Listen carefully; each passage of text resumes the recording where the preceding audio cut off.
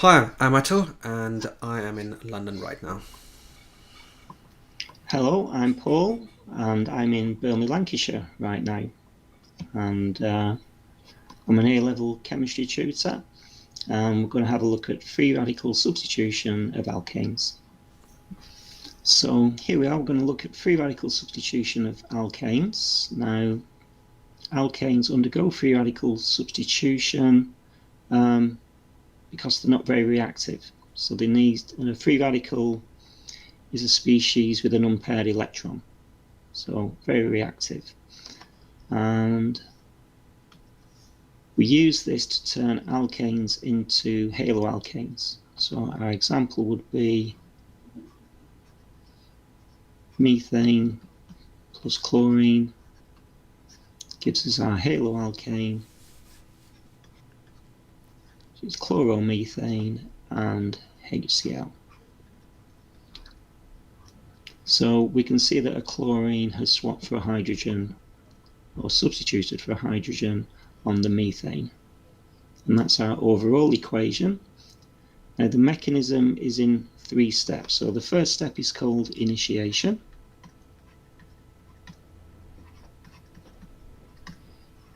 And this is where the free radical is formed. So chlorine turns into 2 free radicals, chlorine free radicals, when UV light is shined on it. And what's actually happening there is the chlorine bond is breaking evenly. So each chlorine is taking 1 electron from the covalent bond. So we get 2 chlorine free radicals. And where bond splits evenly like that, that's called homolytic fission. Where it doesn't split evenly, we get 1 atom takes both electrons, that's called heterolytic fission. So this is an example of homolytic fission. So once we've formed the free radicals, then they can start reacting with our alkanes. And this step is called the propagation step.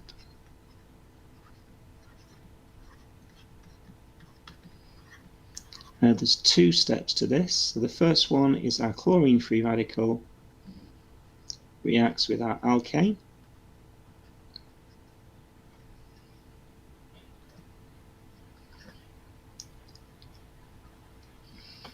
And that forms a CH3 radical and gives us our first product, which is our HCl from the equation. So we can see in our first propagation step we've reacted CH4 and we've formed HCl. So in our second propagation step, we're going to react our chlorine and form our haloalkane. So what happens next is the free radical we've just formed in the first step reacts with our other reactant, which is chlorine, to give us our other product, which is chloromethane, and gives us back our chlorine free radical so it can carry on reacting with our haloalkanes. And if we know we've done our propagation step correct, because if we ignore the free radicals here, we've got the overall balanced equation.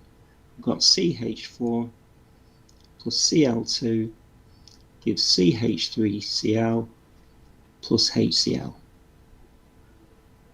And it's always the HCl in the first step and the haloalkane in the second step.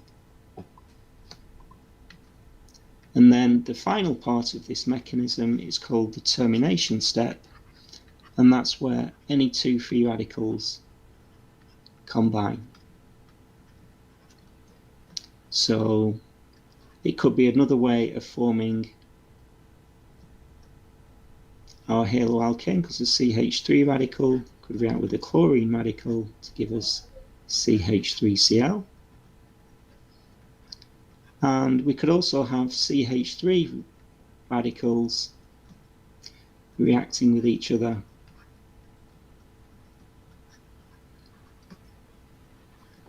to give us an alkane.